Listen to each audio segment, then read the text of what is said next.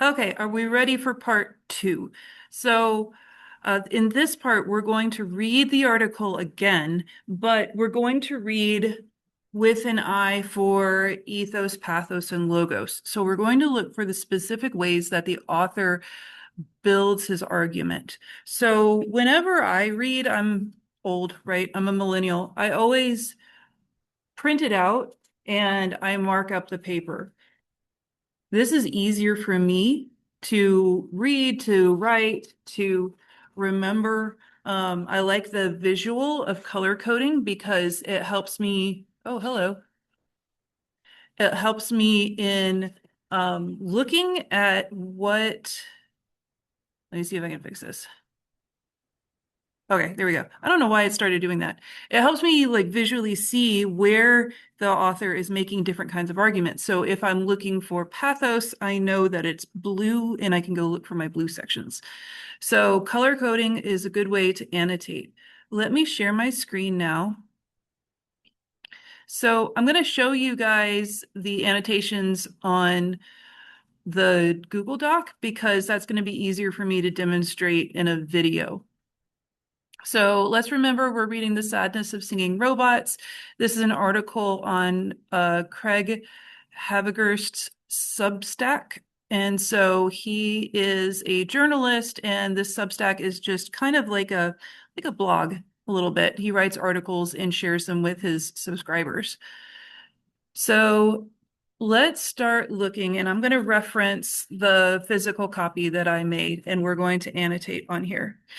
So first thing is I know that the one of the requirements of the essay is that we talk about the author and the venue to help set up the rhetorical situation. So the venue is on his Substack. So this is going to be subscribers.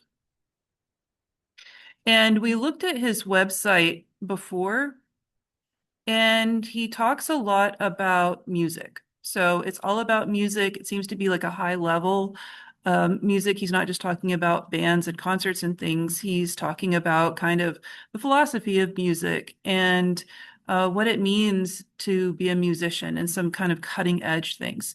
So he has subscribers who are interested in music and I'll say music theory.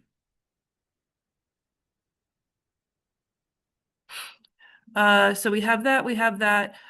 His exigence, so the reason why he's writing is artificial intelligence. Generative AI is a big issue right now. I hope I spelled exigence right. Do you ever double check by putting it in Google? Because I do. Oh, look, I did it right. All right. Whoops. There we go. So this is his exigence, is this concern about AI. Okay, so we have that. The venue, this also touches on his audience. So he's talking to people who are somewhat educated. This is not for novice, novice readers.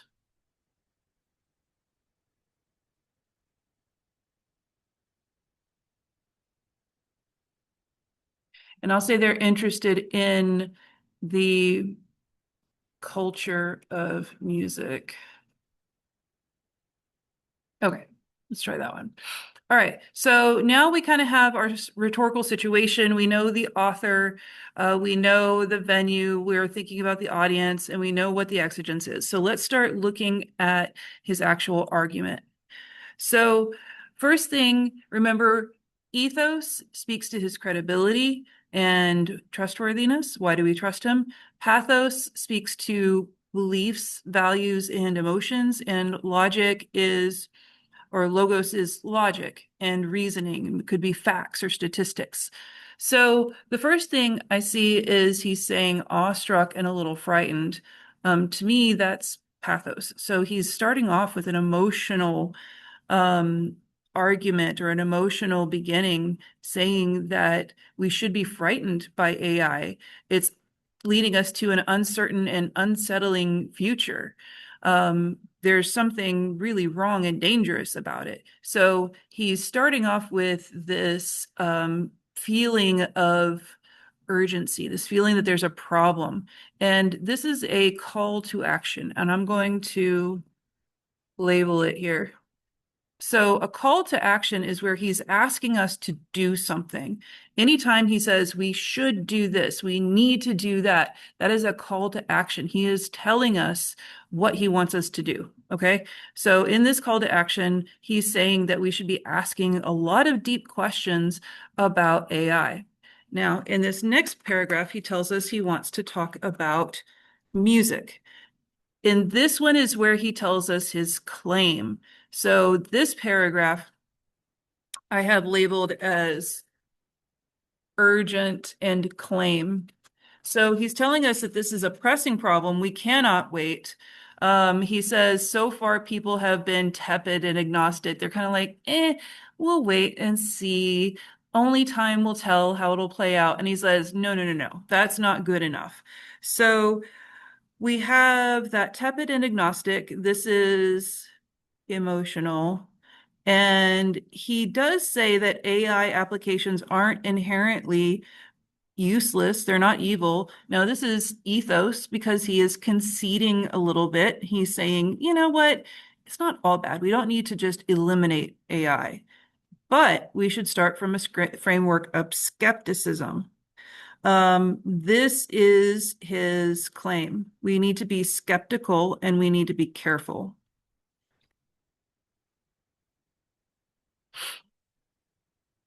And then this quote for William F. Buckley is a bit of an ethos call too, because he's referencing someone. And this tells us that the problem is urgent. All right, next paragraph. That's certainly not the vibe that one gets from coverage of AI music tools. It's almost all cheerleading. So he's saying most people are like, yeah, AI, it's so great. The top ranked new Google news story. So he's referencing something that we can go and check. I would hop back over here to his original article and then click on that link there. So that's ethos because he's referencing someone else. And then they have the sample here so we can go and check it out. Nah, where is it? Oh, here it is. Sample of which is here. Okay. So we got some more ethos here. Now he's giving us examples of what he's talking about. So Amper music, and I'm going to write example here. So what I'm doing, like where I put example, where I put urgent, where I put claim, these are signposts for me. So when I go back to write my essay and look at what do I want to include and where do I want to put it, I've got signposts here that tell me what the author is talking about or what he's doing in each section. So I can go back and say, okay, wait, where was his claim? And I can find it real easy. It's right here. Where is that sense of urgency? Oh yeah, it's right there. Where do I find examples? I'm going to have several examples here and I'll be able to find them through my notes. Okay, so we've got his example, that's Amper Music. He has another example down here. He also has this paper from Google. This is more ethos. And then it's mind-numbing stuff. This is, again, another pathos thing. So he's making us feel like the AI music is not really that great. It's not just boring, but it freezes your mind. It melts your brain. That's not a good thing. Boomy here is another example. I'm going to label that example. And then he does some more pathos here with the hucksterism and delusion. This is pretty strong language. And he wants us to contemplate the hubris, the absolute gall, the audacity that people have. And making just AI generated junk and then expecting to get paid for it, that's stupid. And no, you're not an artist because this does not make you an artist. So he has a definition here of an artist. He makes several definitions. So I'm going to write definition of artist here. And what we have here is taking the next step, contemplate the hubris of petty greed and of submitting electric ditties generated by a web app to streaming service in hopes of a payout. So this is an argument, is saying, no, you don't do that. That does not make you an artist. Okie dokie. So we see him building here. He's got this urgency right in the beginning. He hooks us with, oh my God, what are we going to do about this? He gives us some examples. He gives us a definition. I had a note here from yesterday saying, what's the difference between a song and a sequence of sounds? He doesn't answer this, but I think it is a good question. This is part of our reading against the grain. Hold on one second. Okay, I had a student walk in, so I needed to help them out for a bit. Okay, so we had our definition of an artist. We have our argument. Oh, Ud of. Okay, all right, let's keep going. So here he says, of course, we've had digital tools to generate and manipulate sounds for decades. So he's addressing a counter argument.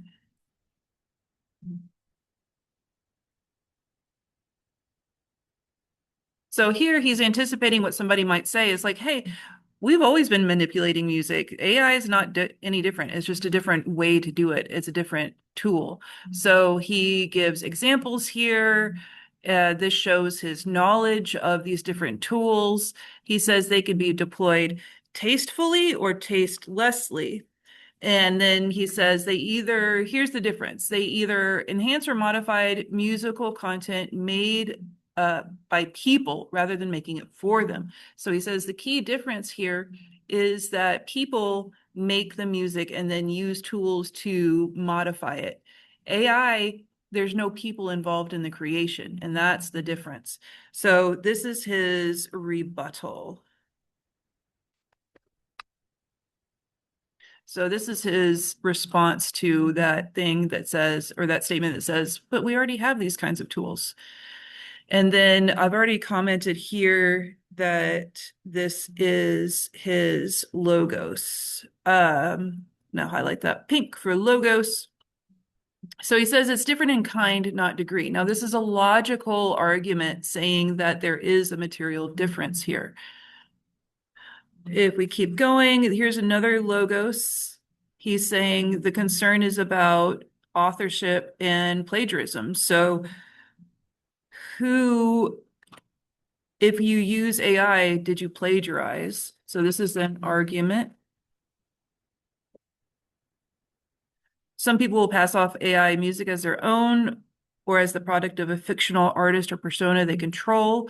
Already, people with apparently nothing better to do have generated songs in the style of famous artists. So here's another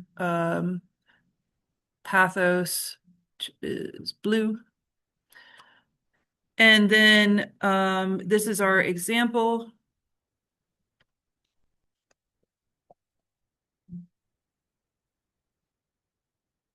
And then here we have an opinion. So he says it's wrong to plagiarize.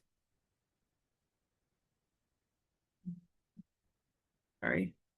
And then he has another call to action.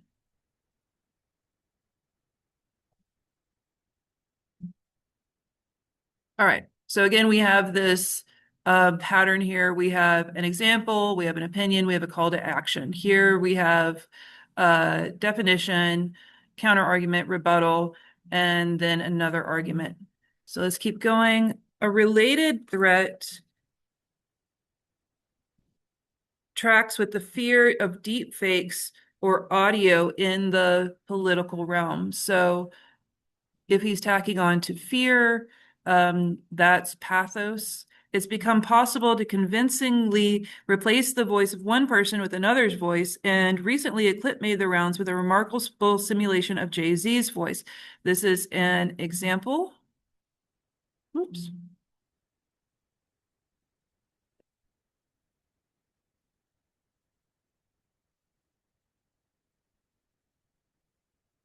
This is an argument. And then we have another opinion down here where he's talking about the TED Talk girl.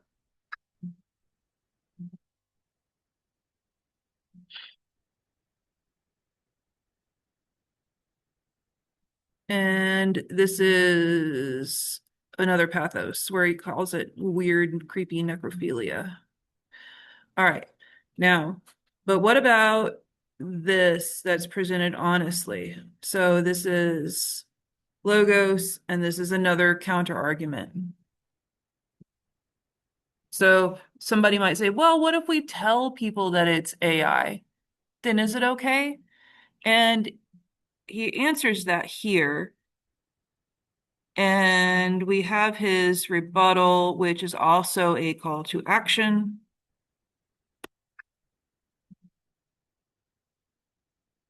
He says we need to ask ourselves what music is for.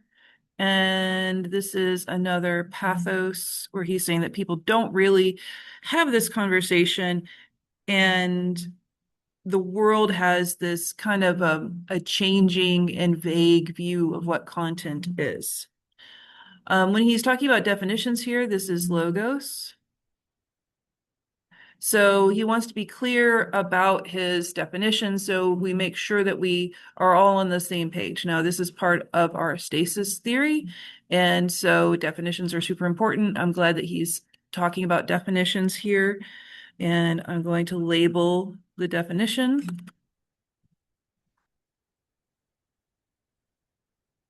And then he has this definition, and then he has another kind of definition down here.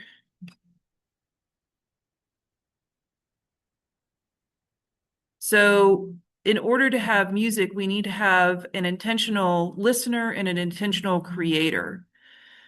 And here he says there's no creator. So this is the difference. This is also logos, where he's talking about real music and the ingenuity and inspiration. So he's saying that I'm going to change this to pink because this is going to be logos. With AI music, there's no creator with whom to empathize and thus no energy to exchange. So he's setting up a definition, and then he says AI does not fit that definition. So this is part of his argument. You remember in the first semester we talked about types of arguments, and one of them was definition. He's using that strategy here. Okay. So we're asked to imagine a world in which certain kinds of music don't come with any of that. They're just manifested by a computer via some kind of prompt. And then he asks, what is this good for? Now, when I read this, I was thinking about in the beginning where he does have that concession that it's not all inherently bad or evil or useless or evil.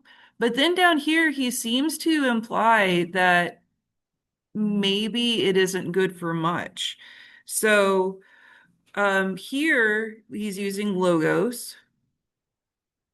We know that passive listening is less meaningful than active listening, and the same logic should apply for creation. Passive creation is an oxymoron. And then he has a metaphor here, a couple of metaphors actually. So a tree falling in the forest does make a sound. A robot generating tunes through a speaker does make sound, but it doesn't make music. A robot making music for us isn't making music as an art form, it's making music as kind of form of math. It doesn't matter if the sound is superficially groovy, tuneful, or engaging. AI music is a category error and an existential sadness. Oh my gosh, that's a heavy statement. So this one I'm going to put mark as logos because it is inherently true. Robots don't make music for art. Robots don't make art. They do math. They follow instructions.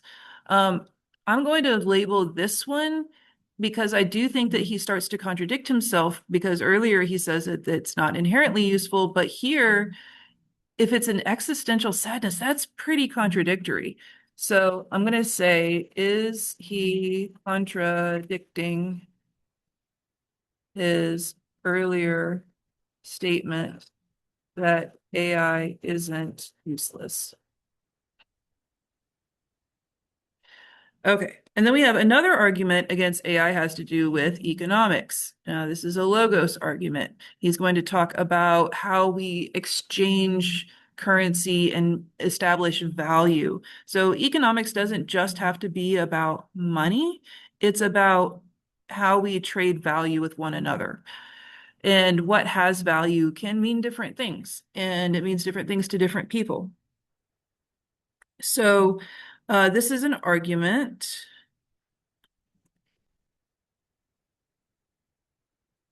And then we have another example down here.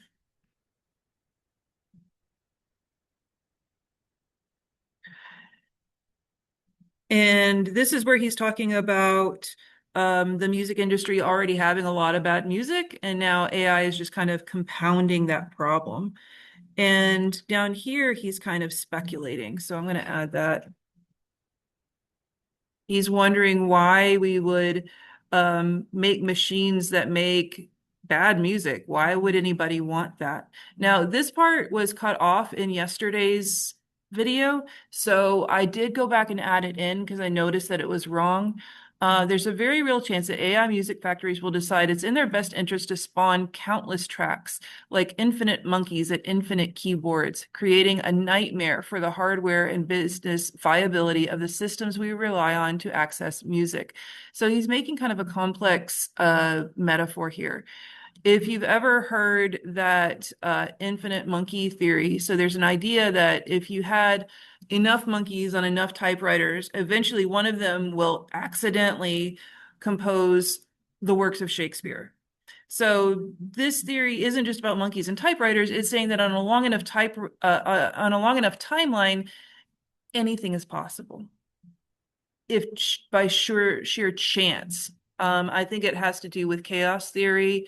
I'm not real, see, look, oh, it starts to get mathy. That's out of my expertise. But this is saying if we have all these computers making terrible music, and then you flood all, like, imagine Spotify was full of just AI, awful generated music. How would you ever find something good? And this is again speculation, but it's also kind of a pathos because he's trying to get us to imagine this world where good music almost doesn't exist because we don't have access to it because we have so much terrible music. All right. Finally, an example that's probably already happening in Nashville in the famed writers' rooms along Music Row. And then here we have another example. Now, notice that he says this word probably. That tells me that this isn't a hard example, but this is more speculation about something that could happen or he believes is happening. And then we have another call to action. Oh, I need to go add speculation back on here.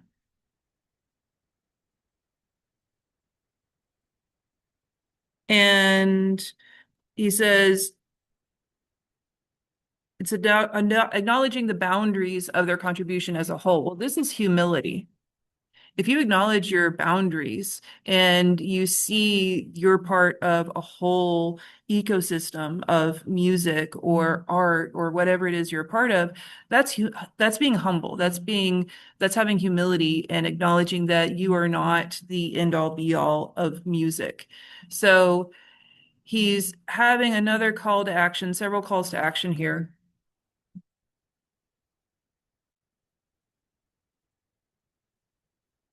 Will cool music be made by humans with AI? Absolutely. I just insist on knowing that's what it is. And as I know, Lennon and McCartney and George and Ringo, these are the Beatles, remember, and I want the human partner in the creation to show humility required of any ethical artist. So again, he's saying, you know what? Use AI. Maybe something good will happen. However, tell me and realize that this is not like a God creating music. Like this is just another step in the process. AI is already here, tempting everyone in music with a previously unimaginable menu of cheat codes. It's incumbent on anyone who makes or cares about music to be intentional, reflective, and open about how they use these new tools. We ought to be convening AI ethics conferences. Here's a call to action. I don't see us moving fast enough, so this is urgency. And too many marketplace players rushing forward to something they don't understand for their own benefit. This is a strong closing. This is a watershed moment in history. So this is a super important, like what we do now will change the course of the future.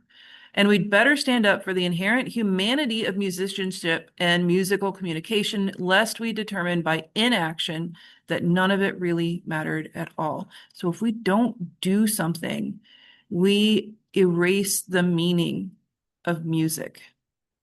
This is a pretty strong closing, and he's got a pretty big um, argument here.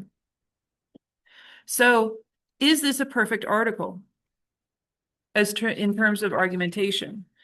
Um, he's got some weaknesses here. So if we look at some of the speculation, we can go back and track how many times and where he is speculating and not using hard evidence, things that we can actually see that has happened in the past. Now, part of this, I think, is necessary because he's talking about things that could happen, things that are a danger when it comes to AI. So that makes sense. So when I'm thinking about my rhetorical analysis essay, what I want to do is look at my paper. I'm going to scroll out so I can see it a little bit better and look at the different colors. So the yellow, these are my key ideas. Blue is pathos, green is ethos, and yellow or pink is logos.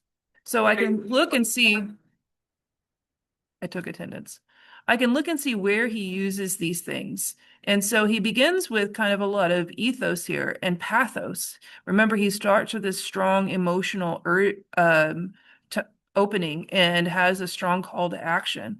He has urgency. And then he uses logos kind of in the middle and towards the end. There's always pathos sprinkled in there. We're kind of done with ethos in any kind of explicit form. The ethos we can also look for are things like how does he organize it? Is he speaking with authority? That kind of a thing. And then he ends with this emotional urgency kind of ending that he opened with. So it's like a nice little bookend. So now that I've gone through, I've mapped out this. Now we're ready to start writing. And that will be our next video. Maybe one day I'll make a video that is never interrupted by a student or an announcement or another teacher, but that day was not today. All right, guys, as always, message me if you have questions. If you need help, message me on Remind, send me a message through Google Classroom, whatever you need. I want you guys to be successful. So if you have questions, let me know. All right, happy reading. Bye. Oh, wait, how do I end this? Oh, there it goes. All right, happy reading. Bye.